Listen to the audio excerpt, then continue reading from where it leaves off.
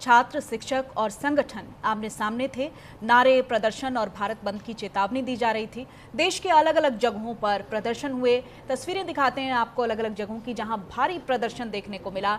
दिल्ली की तस्वीरें आप देखिए, पटना की तस्वीरें आपको दिखा रहे हैं, लखनऊ की तस्वीरें आपके टीवी स्क्रीन पर हैं, बहराइच, देवरिया, गोंडा, गोरखपुर, वाराणसी, उदयपुर।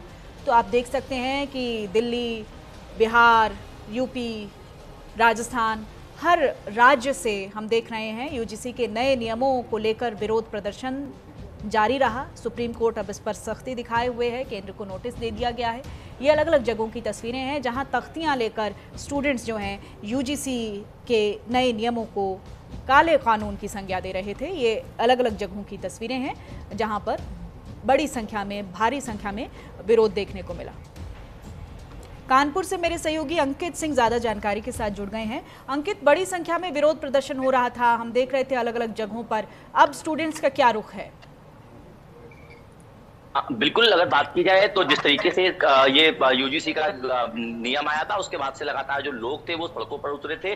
अब अगर बात की जाए स्टूडेंट्स की, तो स्टूडेंट्स के अंदर जो है वो काफी ज्यादा राहत जो है उनको मिली हुई है। और कुछ स्टूडेंट से बात करने की कोशिश की गई तो उनका साफ तौर पर कहना था कि ये जो बिल था ये आपसी भेदभाव को बढ़ावा देने का बिल था, जिसको लेकर ये लोग लगातार विरोध कर रहे थे। लेकिन जिस तरीके से आज सुप्रीम कोर्ट में सीजीआई सूर्यकांत जी ने इस पूरे मामले की सुनवाई करी, उन्होंने साफ तौर पर निर्देशित किया कि जो ये बिल था ये दो भागों में बांटने का जो बिल था, क्योंकि जिस तरीके से उनका कहना था कि लगातार इतने सालों में जो भेदभाव था उसको खत्म करने की कोशिश की गई और काफी हद तक ये भेदभाव जो थे वो खत्म भी किए गए। वहीं अगर आंकड़ों की बात की जाए तो 118% के आसपास जो है उसमें ये आंकड़े दिखाए गए थे कि दलित वर्ग के छात्रों के साथ में या पिछड़ा वर्ग के छात्रों के साथ में जो है वो हैरेसमेंट के मामले निकलकर सामने आए थे। तो ऐसे में अगर आंकड़ों की बात की जाए तो विगत 5 सालों में कई ऐसे प्राइवेट और सरकारी यूनिवर्सिटी थी जो कि बढ़ी है और उसके बाद जो छात्रों की संख्या थी वो लगातार बढ़ी है। क्योंकि अगर बात की जाए आंकड़ों की तो पहले जो छात्रों की संख्या थी वो तकरीबन 2 से 2.5 लाख के आसपास की थी और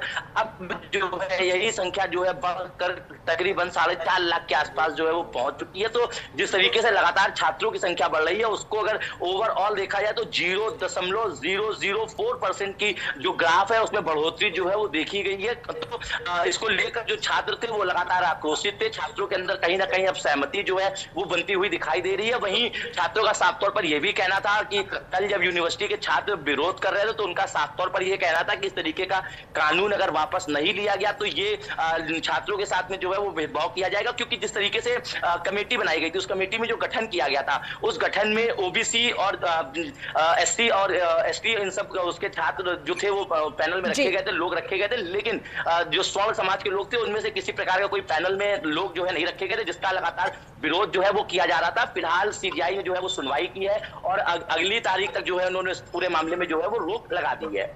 ठीक है, हमारे साथ तमाम मेहमान भी जुड़े हुए हैं। नवीन जी, मैं आपका रुख कर लेती हूँ क्योंकि ऐसे मामलों में कई बार हमने पहले भी देखा है कि जो टॉलरेबल एक्सरसाइज ऑफ पावर है वो भी बनता है, यानी सुधार तो हो जाता है बट उसके नाम पर जो राइट्स हैं उनमें कोई किसी तरह का बदलाव नहीं देखने को मिलता है। अब इस मामले में क्या देख रहे हैं आप? देखिए, जो अधिकार होते हैं विद्यार्थियों के या सामान्य नागरिक के, और यहाँ तक कि जो हमारा कॉन्स्टिट्यूशन प्रावधान किया गया है रिजर्वेशंस के लिए भी, जो पिछड़े वर्ग के लिए, वो तो काफ़ी एकदम विचार पूर्वक किया गया है और उसका इम्प्लीमेंटेशन भी काफ़ी अच्छी तरह से हो रहा है। विशेष तो जैसे कि एक विशिष्ट क्रीमी लेयर के ही लोगों को मिलता था उसका उपभोग पीढ़ी दर पीढ़ी, तो अभी उसको हटाकर अभी वो क्रीमी लेयर को बाजू में रखकर अन्य वर्गों तक पहुंचाने का प्रयास कर रही है अपनी सरकार। तो इसका इम्प्लीमेंटेशन काफ़ी सही हो रहा है। तो ये जो यूजीसी के जो कानून बने थे अभी रिसेंटली, नियम बने थे, ये काफ़ी सरकार की जो नीति है उसके विसंगत थे और उसमें जो अपन कहते हैं इंग्लिश में रिपरकशंस, उसके दूरगामी परिणाम जो होने वाले थे वो काफ़ी भयानक थे हमारे राष्ट्र के लिए, हमारे समाज के लिए। तो इसलिए सर्वोच्च न्यायालय के लिए काफ़ी एक बड़ा फैसला है ये आज का कि उन्होंने इसका विचार किया, दूरदृष्टि से विचार किया है और इसमें स्थगिति दी है। काफ़ी विचारपूर्वक निर्णय है ये, इसका स्वागत करना चाहिए। जूही जी, अब ये जो मिसयूज की बात की गई है उसको लेकर आप फ्यूचर क्या देखते हैं कि क्या लगता है आपको इस मामले में? एक किसी आप में से किसी एक मेहमान का जो स्पीकर है वो ऑन है, प्लीज उसको आप ऑफ कर लीजिए, कोई ऑडियो का इशू आ रहा है। जी जूही जी। देखिए सोनल जी, बिल्कुल मिसयूज एक ही सिक्के के दूसरा पहलू है जो हम देखते हैं। अगर आपको राइट्स मिलते हैं तो आप उसका मिसयूज करते ही हैं। कहीं ना कहीं अगर आप साफ साफ ये चीज लिखेंगे, संविधान के हिसाब से नहीं चलेंगे, आप साफ साफ उस रेगुलेशन में लिखेंगे कि मिसयूज का प्रावधान ही नहीं होना है कोई, तो आप खुद सोचिए, जब आप खुद ही किसी के ऊपर कंट्रोल नहीं रख रहे हैं तो वो आप मिसयूज किस हद तक जा सकता है। देखिए, ये कहना कि अगर मिसयूज का प्रावधान रखें तो भी मिसयूज होता है, तो ये कह के आप अपने जो आपके सोचने समझने की शक्ति है, जब कभी आप इस तरीके की रेगुलेशंस को बनाते हैं तो आपको ये चीज ध्यान रखनी होती है कि किसी भी एक वर्ग को वो नहीं हानि नहीं पहुंचनी चाहिए। चाहे सामने किसी और वर्ग को आप भले ही कर रहे हैं किसी तरीके से, अगर आप उन्हें बेनिफिट दे रहे हैं, तो अल्टीमेटली एक वर्ग बिल्कुल अनडाउटेड बेनिफिटेड उन्हें नहीं रहना चाहिए। और इस केस में तो सीधे सीधे आप देख रहे हैं कि अगर कोई मिसयूज, मतलब अगर आपने कोई ऐसी कंप्लेंट दर्ज कराई जो बात में फर्जी निकलती है, तो क्यों नहीं उस पे आप एक्शन नहीं ले सकते? ऐसा क्यों किया गया है इस रेगुलेशन में?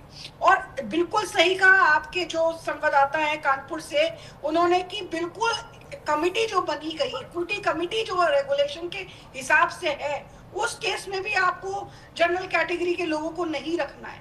तो मुझे ये पूछना है कि इन सब चीजों से नहीं जूही जी, मुझे एक बात बताइए कि जितने भी हमारे यूनिवर्सिटीज़ हैं, इंस्टीट्यूशंस हैं, ये कहा जा रहा है कि उनमें से किसी, जितने भी वाइस चांसलर्स हैं, आप एक डाटा भी उठाकर देखेंगे तो उसमें मैक्सिमम अपर कास्ट के लोग हैं।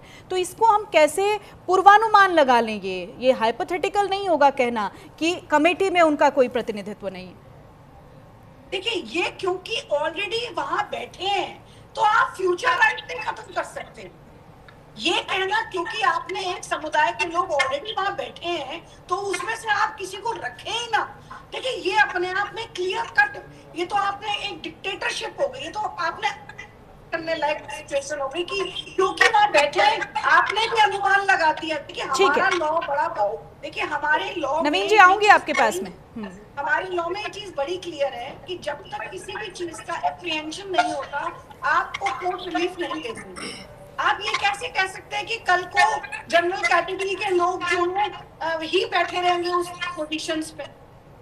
ये कहीं भी अनुमान नहीं लगाया जा सकता कि सिर्फ रिजर्व कैटेगरी वालों को मौका नहीं मिलेगा आगे भी जाके और सिर्फ जनरल कैटेगरी उस पोजीशन पे बैठेंगी, इसलिए इनको स्पेसिफिकली लिखने की जरूरत नहीं है।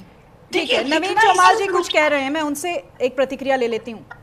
सर देखिए, बात ऐसी है कि जो अत्याचार हुए थे या अन्याय हुआ था पिछड़े वर्ग के विरुद्ध में कुछ वर्षों पहले, कुछ दशकों पहले, तो उसे मैकॉले और जो अंग्रेज थे उनका एक नीति थी कि भारत में विभाजन कराना है, तो उसे कभी बढ़ा चढ़ाकर कहा गया था। और वो उसे हमारे जो लेफ्टिस्ट जो इतिहासकार थे, जावेद हबीब बोलिए या अपने रोमिला थापर जी, उन्होंने कभी बढ़ा के लिखा था राम बुआ जैसे लोगों ने। तो परंतु क्या है, हिंदू समाज में अभी भी एकता है। और जो किस्सा हुआ था रोहित होंगे, सब इसका प्रकटीकरण होगा और जनता इनसे बदला लेगी। मेरा अभी जितने भी देश के जो अभी लोकसभा और जितने विधानसभा और जितने भी माननीय जनप्रतिनिधि जिन्होंने इस बिल को नहीं पढ़ा, जिन्होंने इसको नहीं समझा, मैं उनसे अनुरोध है वो सब सामूहिक जिम्मेदारी लेते हुए रिजाइन करें। Shame on you politicians, shame on you जो पॉलिटिशियंस हैं, आपको शेम आनी चाहिए। इसको जब पूरा देश आंदोलनरत हो गया तब आपने माननीय सुप्रीम कोर्ट में ये बात कही, तब उनको भी लगा कि नहीं ये तो बहुत बाध्यकारी कानून है, देश की जनता की आज जीत हुई। अलंकार अग्निहोत्री को आप सुन रहे थे, इन्हीं नियमों के विरोध में इन्होंने इस्तीफा दिया था। तो फिलहाल जो यूजीसी के नए नियम हैं उन पर सुप्रीम कोर्ट की तरफ से रोक लगा दी गई है। आप सभी मेहमानों का